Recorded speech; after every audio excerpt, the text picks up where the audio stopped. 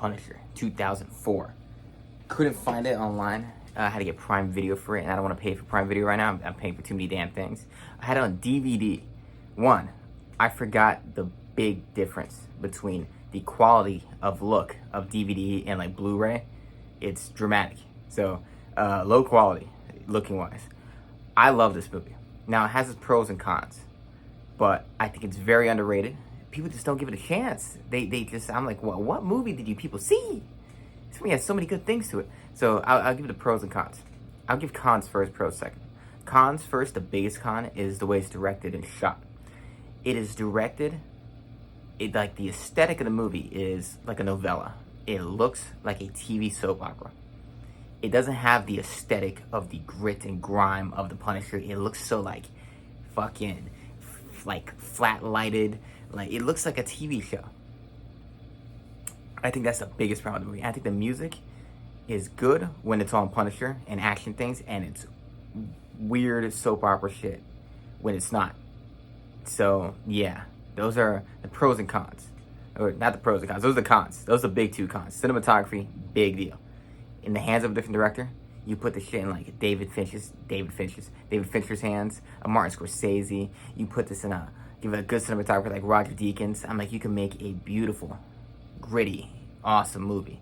But whatever this TV guy was, I'm like, he did not get the look down. Yeah, but pros. One, Thomas Jane, best Punisher by far. Jon Bernthal is great. He's really good doing. He's like, angry, like caveman thing. He's good, but he's no Thomas. Thomas Jane felt real. He felt like he could exist today. Like he felt like a real human being. He got his ass kicked this entire movie. And I'm like, I felt like this guy was a normal guy that can exist at any point in time. And it's based in Florida. Instead of everything always being in New York. Based in Florida. Not New York. That is a cool element of this movie. Him going against Harry Heck and getting his ass kicked. I'm like, I love that because it makes me believe that this guy isn't invincible. It makes me worry about his safety. And that is something that I don't worry about in other superhero movies. This is the most realistic, grounded superhero film probably ever. When he's fighting the Russian, who's Kevin Nash, I just found out. He gets his ass whooped the whole goddamn time. I'm like, real. I love when he screams and tackles him down the stairs. He's shredded in this movie, and he just looks like the Punisher more than anyone else. He looks like the Punisher. First place. Him and, who's the Punisher Warzone guy? He's a Sith Lord. That guy. Both of them look like two most distinct looks of the Punisher are those two. Yeah, Jon Bernthal, he doesn't look exactly, but the Punisher, I mean, the Punisher could be played by virtually anybody. The shootout scene, the mass shooting scene of the family is graphic and crazy and would not happen today. They would never film that today because of mass shootings. But that's a mass shooting. That's all it is. That's literally just a mass shooting. That's ballsy and it's crazy. It would be way ballsier done today. I love Punisher as a dad, and I like his dad. You can tell he's an old badass. His wife and kid, they built up the connection, and you feel it. When they go down, you feel that. Him getting blown off the dock looked crazy and weird. Howard Saint, I think, is a great classic mafia villain. John Travolta is such a weird-ass actor that I'm like, I like it. He's like a Nicolas Cage to me. He's bizarre, and it's interesting. I think he gives a good, weird performance.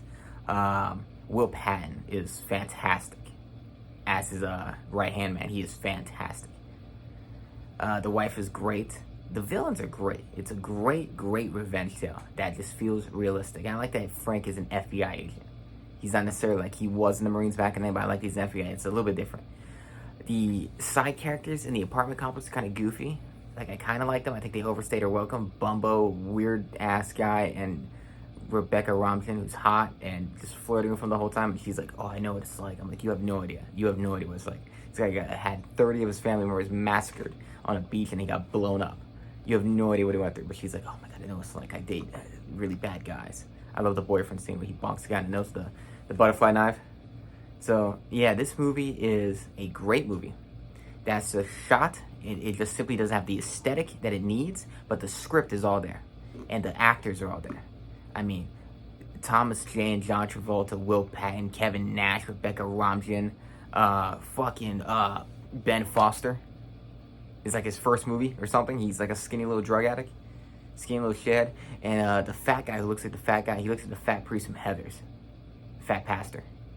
So, overall, I think this movie is a 4-star movie. 4 out of 5. I just think that it just simply doesn't have the aesthetic, and people don't remember it well because of that. But it's a damn good movie. It has the script and it has the talent. It just needs the look and it needs the sound. It's missing those key elements to the aesthetic. Outside of that, it's a damn good movie. So rewatch The Punisher. Go rewatch it. It is good. And subscribe. God damn it.